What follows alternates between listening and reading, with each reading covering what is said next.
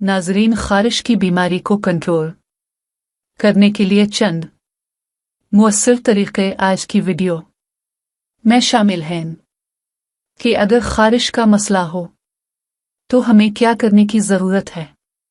वजह की शनाख्त।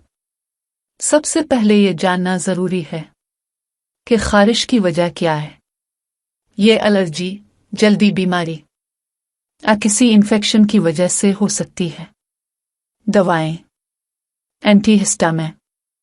अगर खारिश एलर्जी की वजह से है तो एंटीहिस्टामिन दवाएं मददगार साबित हो सकती है। मॉइस्चराइज़र। खुश्की की वजह से होने वाली खारिश के लिए मॉइस्चराइज़र का इस्तेमाल करें। स्टार्ड क्रीम। शदीद खारिश के लिए डॉक्टर की तजवीज़ करदा स्टार्ड क्रीम इस्तेमाल करें। एहतियाती तदाबीर। धोने का तरीका। साबुन या डिटर्जेंट में मौजूद केमिकल्स से बचें।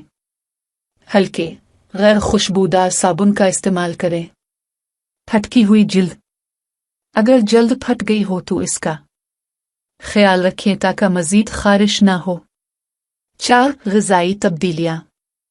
पानी की मिक़दार बढ़ाएं। हाइड्रेशन खारिश को कम करने में मदद कर सकता है। एलर्जी पैदा करने वाली खुराक से परहेज। अगर आपको किसी खास खाने से एलर्जी है तो इससे दूर रहें। मुतबादिल इलाज। नहाने का तरीका।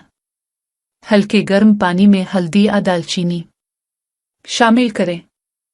ये जिल्द को आराम दे सकता है। एलोवेरा। एलोवेरा जेल का इस्तेमाल जिल्द की खारिश को कम करने में मददगार हो सकता है। डॉक्टर से मशवरा। अगर खारिश बरकरार रहे या शदीद हो तो फौरी तौर पर डॉक्टर से रुजू कर वो सही तशखीस और इलाज तजवीज़ कर सकते हैं। तनाव का इंतज़ाम। ज़हनी दबाव भी खारिश को बढ़ा सकता है। योगा, मेडिटेशन और दीगर आरामदेह तकनीकों का इस्तेमाल करें।